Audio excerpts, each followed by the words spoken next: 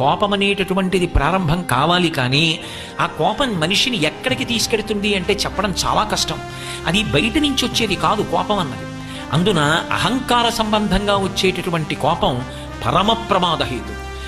నా అంతటి వాణ్ణి నేను అని మీరు ఒక భావనని పెంచుకోవడం అన్నది జరిగిందనుకోండి, అది ఎప్పుడూ ఇమడనివ్వదు, ఎక్కడా ఇమడనివ్వదు.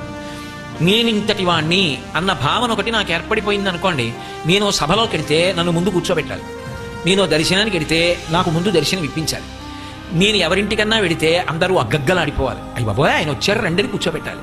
నేను ఓ సభలోకి వెళ్ళి ఓ కుర్చీలో కూర్చుని ఉపన్యాసం వినలేను. నేను ఓ గుడి దగ్గరికి వెళితే 10 మందితో పాటుగా వరుస క్రమంలో నిలబడి దర్శనానికి వెళ్ళలేను. ఎందుకంటే ఏదో ఒక అంశ పెట్టుకుంటాడు, నా ఎందు విభూతి ఉంది కాబట్టి నేను చాలా గొప్పవాడిని. ఇది ఎక్కడ వరకు వెళ్ళిపోతుందంటే భగవంతుని యొక్క దర్శనానికి వెళ్ళినప్పుడు కూడా ఈ చీడ విడిచిపెట్టదు. ఆయన